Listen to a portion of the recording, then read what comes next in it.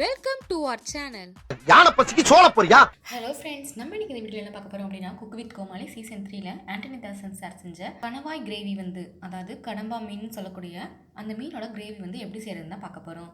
இதுக்கு தேவையான பொருட்கள் என்னென்னு பார்த்தீங்க அப்படின்னா, கணவாய் மீன், வெங்காயம், ஒரு பெரிய வெங்காயமாக 2 வெங்காயம் நீல வாக்கில் நறுக்கி வச்சுக்கலாம், ஒரு 2 மீடியம் சைஸ் தக்காளி, இஞ்சி பூண்டு விழுது, மிளகாய்த்தூள், ஜீரகத்தூள். இதுக்கு ரொம்ப முக்கியமானது ஜீரகத்தூளுங்க. இந்த ஸ்மெல் ரொம்பவே ஹைலைட்டாக இருக்கும். மிளகுத்தூள் இல்லை அப்படின்னா மிளகை 1-2 தட்டி எடுத்துக்கலாம். கருவேப்பிலை, மஞ்சள் தூள், கொஞ்சம் கொத்தமல்லி இலை. சரி வாங்க, இப்போ இது எப்படி செய்யறதுன்னு பார்க்கலாம். முதல்ல ஒரு கடாயில் கொஞ்சம் தாளிப்புக்கு ஏற்ற மாதிரி எண்ணெய் ஊற்றிக்கலாம். இது கூட வெங்காயம் போட்டு நல்லா வதக்கிக்கலாம்.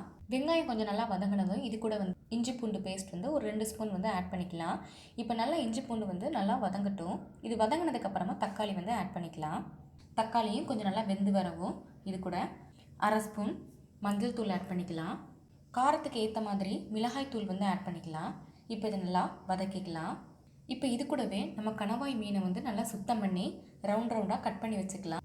அதை இது கூட ஆட் பண்ணிக்கலாம். இப்போ இது கூட நல்லா ஒன்றா சேரட்டும். தேவையான அளவு உப்பு ஆட் பண்ணி நல்லா மிக்ஸ் பண்ணி விட்டுறலாம்.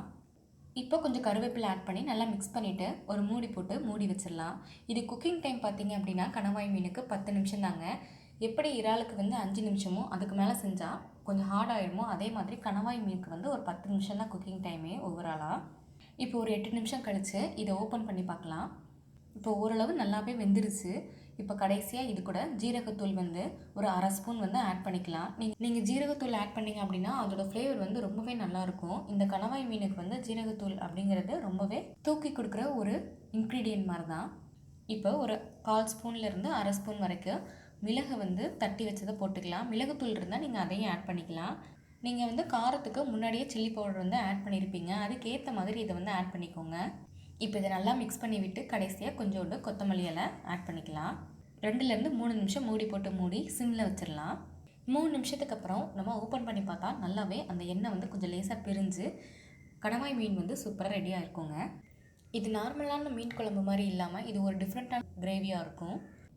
இதுதான் இன்றைக்கி குக் வித் கோமாளி சீசன் 3ல ஆண்டனி தாசன் சார் செஞ்ச கணவாய் மீன் கிரேவிங்க. இதை நம்மளும் வீட்டில் ட்ரை பண்ணி பார்க்கலாம்.